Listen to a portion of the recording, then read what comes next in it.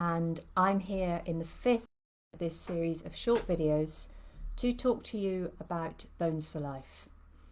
So far in the previous videos we've covered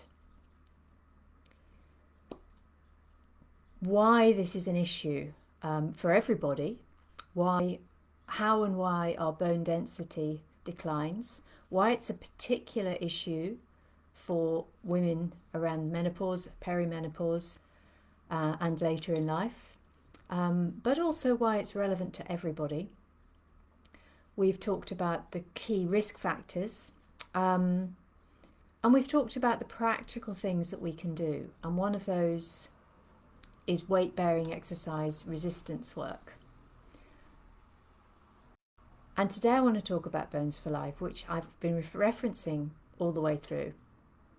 And this is a program that I discovered last year when I was doing a whole load of research into how to help myself following a diagnosis of osteoporosis in my 50s. And at that point, I was a yoga teacher. I'd been practicing yoga for many years. I'd been teaching for several. And yoga changed my life. I loved my slow, mindful approach to yoga. But what I realized as I started researching what I needed to optimize my bone health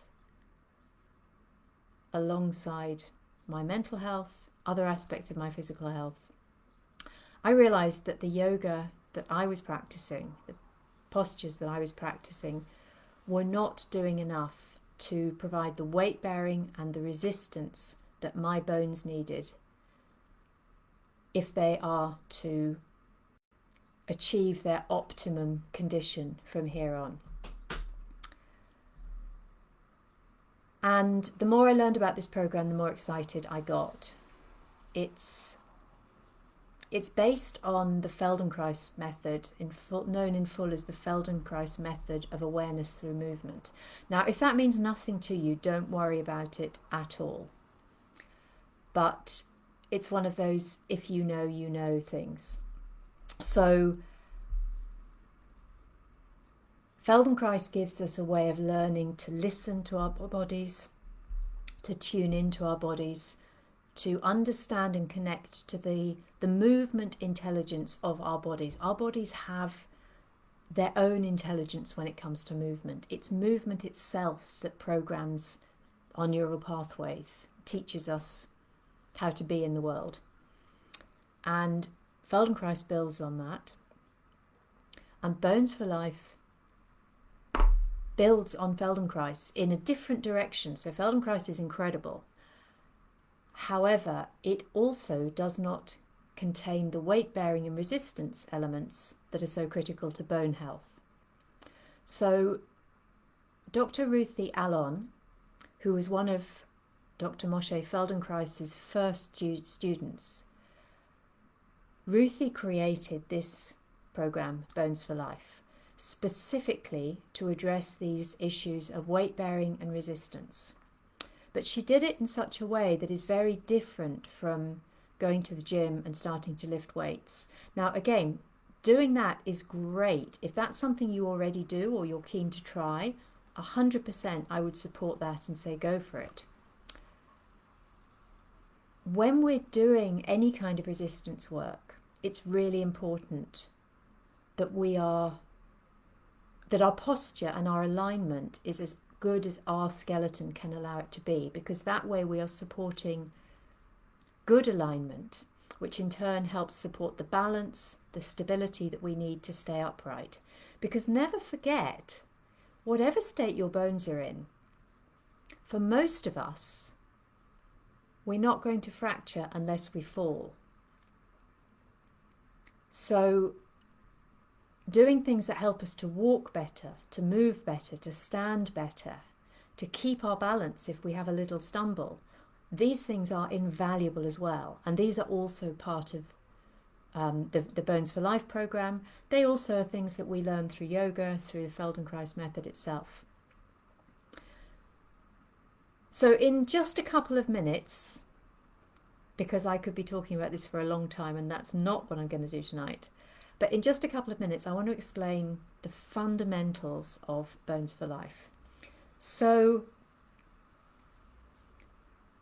our bones, as we've discussed, are living tissue. They need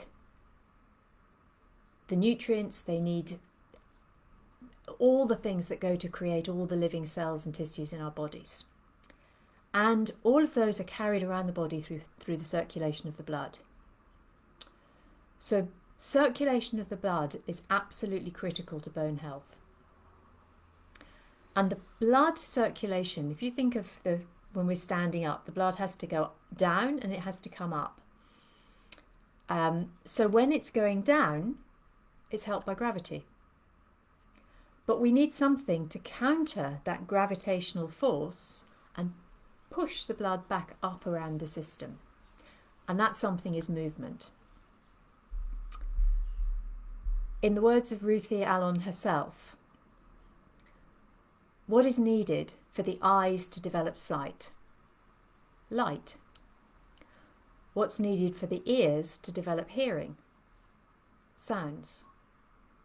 What's needed for the bones to develop strength? Confrontation with gravity. And the increasingly sedentary lives that we are all leading is reducing the degree to which we experience that confrontation with gravity. Go back a few thousand years, millions of years even, our ancestors were constantly connecting to the earth beneath their feet, walking. And every step sent that force rippling up through the body like a domino effect, keeping everything in alignment, helping the system to grow and become stronger. And as we have less movement in our lives, so many of us, myself included, can spend the entire day sitting at desks or sitting over computers if we're not careful. As we have less movement, the circulation becomes more sluggish. And that does two things. One, it doesn't take the nutrients where they're needed. And two, it doesn't take away the toxins that we need to get rid of to maintain health. And so this can have all sorts of long-term health impacts, not just the risk of bone density decreasing too rapidly or not building up enough in the first place. So how does Bones for Life address this? We use the patterns of natural movement in the body. We use walking patterns. We don't use excessive force. In fact, a huge part of the Bones for Life process is that we just use 20% of the available force in the body as a maximum, which is similar to the amount of force that is felt when we strike our heels on the ground. We don't stomp around the ground when we're walking. That doesn't actually help. We just need that 20% consistent rhythmic pressure. We've spent our entire lives with our neural pathways learning from movement, from rhythmic movement. And so what we're doing is tapping into that ability by consciously creating dynamic rhythmic movements that bring us into confrontation with gravity, that use that 20% of force, and at the same time learning how to create the optimum alignment that our individual skeleton is able to do at that point. And so we spend a huge amount of time in Bones for Life working on a posture and alignment. And then we have a specific way or a number of specific ways of sending that gravitational force up through the skeleton to confirm that alignment that we've been working on. And we do this standing. We do it walking around. You don't need to have a huge area, just a room at home is fine. We also do it lying on the ground, and when we lie on the ground, we're often working on our wrists. Unlike most other mammals, we don't use our arms, our front legs, for walking. So that's one of the reasons our wrists become so weak. They don't constantly get pressure. So again, we learn to use our wrists in a more resistance-based, weight-bearing way. Again, don't worry, that doesn't mean we're going to be doing handstands. Remember, 20%. So all of these ideas, principles come together to create a program that consists of 90 separate processes, each of which has very specific benefits for how our bodies work, how they move, how we send that gravitational force through the body, which helps with alignment, with posture, with stability, and also provides the conditions that our bones need to strengthen. Is it going to reverse osteoporosis or prevent it from happening? Obviously, I can't guarantee anything. This is a relatively new process. It's been around for quite a few years now, and it's better known outside the UK than it is here in the UK. But like anything, there is no proof, there is no guarantee. There are no guarantees in life. What I can tell you from my own personal experience is it gives you a new way of looking at how your body moves.